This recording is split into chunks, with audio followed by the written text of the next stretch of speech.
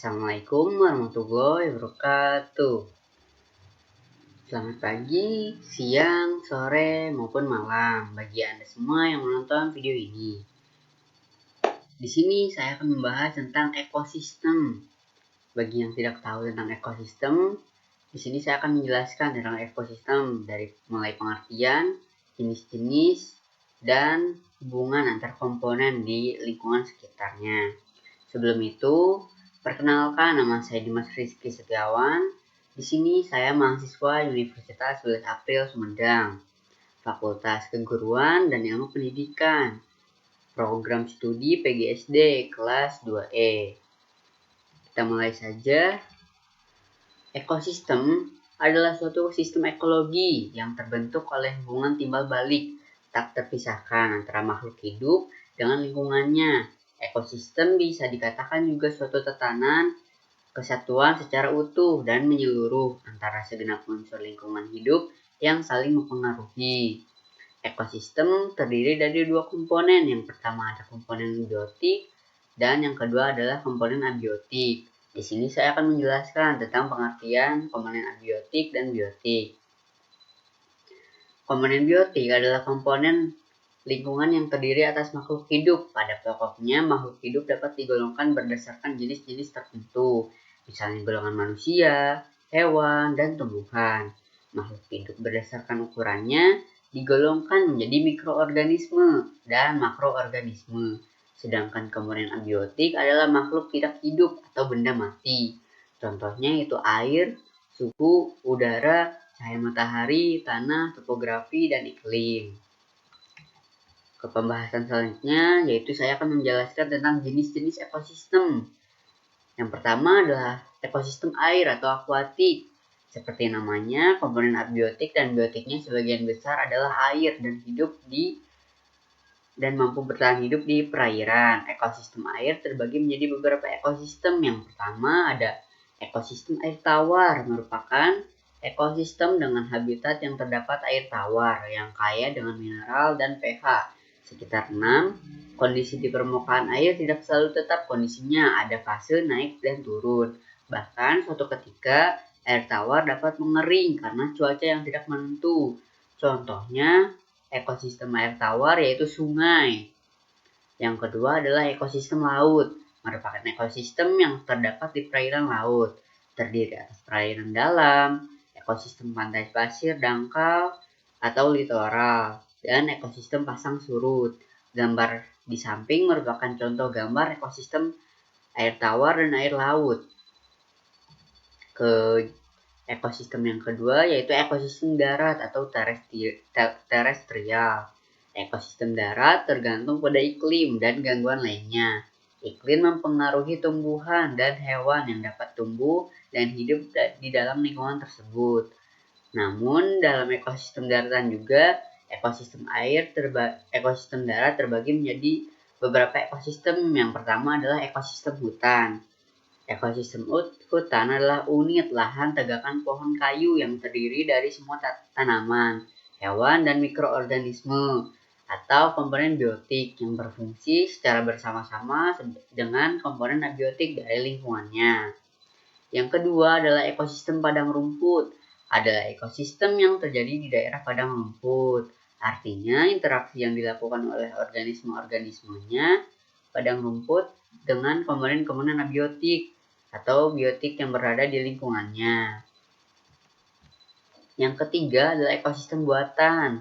Ekosistem buatan adalah ekosistem yang tercipta tidak secara alami tetapi tercipta secara sengaja oleh manusia. Sama seperti ekosistem alami, ekosistem buatan, makhluk hidup atau biotik berdampingan dengan faktor abiotik. Contoh ekosistem buatan yang pertama adalah sawah. Sawah merupakan ekosistem lahan basah buatan yang sangat berguna bagi manusia sebagai penghasil bahan pangan. Sawah juga ekosistem perairan tergenang yang mendukung kehidupan berbagai jenis hewan dan tumbuhan air. Yang kedua adalah ekosistem kebun binatang. Dibuat dan menyerupai ekosistem tiap hewannya di alam liar maupun darat dan laut. Sehingga kebun binatang dapat menunjukkan bagaimana hewan dapat hidup di lingkungannya. Baik, dua gambar di samping dan di bawah merupakan contoh ekosistem sawah dan ekosistem kebun binatang. Kita lanjut. Yang ketiga adalah hubungan antar komponen ekosistem dan jaring-jaring makanan di lingkungan sekitar. Yang pertama adalah A. Pola-pola interaksi. Yang pertama, persaingan atau kompetisi. Persaingan atau kompetisi ialah interaksi antara makhluk hidup yang saling bersaing untuk mendapatkan bahan makanan atau mempertahankan wilayah. Kompetensi merupakan suatu pola interaksi yang menyebabkan kerugian bagi salah satu pihak yang kalah bersaing. Contoh maupun jenisnya seperti berikut. Yang pertama adalah kompetensi interspesifik, yaitu kompetensi yang terjadi antara individu dengan satu yang lainnya dalam satu populasi. Yang kedua adalah kompetensi intraspesifik, yaitu kompetensi yang terjadi antara satu jenis populasi dengan populasi jenis lain dalam satu komunitas. Contoh kompetensi interspesifik yaitu adalah di gambar berikut. Seperti dua kijang beradu dengan tanduknya. Namun, kompetensi interspesifik yaitu seperti harimau dan singa yang berebut lahan seperti berebut bahan makanan. Sedangkan di laut yaitu paus orca dengan hiu. Yang kedua adalah predasi. Predasi adalah interaksi organisme di mana suatu makhluk hidup memakan makhluk hidup yang lain. Organisme yang memakan organisme lain disebut predator, sedangkan yang dimakan disebut prey. Gambar di samping merupakan contoh predasi, di mana predator memakan mangsanya di laut maupun di darat. Contoh di laut yaitu hiu yang memakan cumi. Untuk di darat, singa betina yang sedang memburu zebra. Yang ketiga adalah simbiosis. Simbiosis adalah interaksi antara dua organisme yang hidup berdampingan. Yang pertama, ada simbiosis mutualisme, yaitu terjadi dua hubungan makhluk hidup yang saling menguntungkan. Contohnya pada gambar di bawah, di mana ada ikan Nemo dan anemon. Ikan Nemo menjadikan anemon sebagai rumah. Saat Nemo mendapatkan makanan, mereka akan berbagi dengan anemon, maupun anemon mendapatkan makanan, dia akan berbagi dengan Nemo. Contoh kedua di darat adalah kupu-kupu, di mana kupu-kupu sering hinggap di bunga untuk menyerap serbuk bunganya. B. Simbiosis komensalisme, yaitu hubungan dua makhluk hidup yang saling mendapat untung, yang satu mendapat untung tetapi yang lainnya tidak dirugikan. Yang pertama adalah hiu. Hiu dikelilingi hewan-hewan kecil seperti ikan-ikan kecil, di mana saat hiu berburu dan mendapatkan daging, ikan-ikan kecil itu mendapatkan daging juga. Dan contoh di daratnya itu tumbuhan atau bunga yang tumbuh di batang pohon. Yang ketiga atau C adalah simbiosis parasitisme, adalah hubungan dua makhluk hidup yang saling diuntungkan, yang satu diuntungkan dan yang lainnya dirugikan. Contohnya pada kehidupan sehari-hari yaitu nyamuk. Di saat malam hari ketika kita tidur, nyamuk selalu ada, apalagi ketika rumah kita dekat dengan sawah. Yang ketiga adalah B. Rantai makanan adalah hubungan atau peristiwa makan dan dimakan antar makhluk hidup. Di dalamnya membentuk struktur trofik. Setiap tingkat trofik merupakan kumpulan berbagai organisme dengan sumber makanan tertentu. Rantai makanan di darat yaitu contohnya seperti berikut. Pertama, produsen yaitu rumput dimakan oleh belalang. Belalang pun dimakan oleh kodok. Kodok dimakan oleh ular. Saat ular mati atau ular mengeluarkan kotoran, dalam tubuhnya akan menjadi jamur. Jamur pun akan menjadi tumbuhan. Lalu, sedangkan di laut yaitu fitoplankton. Fitoplankton dimakan oleh zooplankton. Zooplankton akan dimakan oleh ikan-ikan kecil. Ikan-ikan kecil akan dimakan oleh ikan-ikan sedang. Dan ikan-ikan sedang akan dimakan ikan besar. Yang pertama, berikut adalah jenis-jenis makhluk hidup. Yang pertama adalah produsen. Produsen adalah makhluk hidup yang dapat membuat atau mencukupi kebutuhan dirinya sendiri, atau autotroph. Yang pertama adalah tumbuhan, di mana tumbuhan dapat hidup dengan mencukupi dirinya sendiri hanya dengan membutuhkan matahari dan air. Contohnya yaitu tumbuhan di darat dan untuk di laut yaitu alga.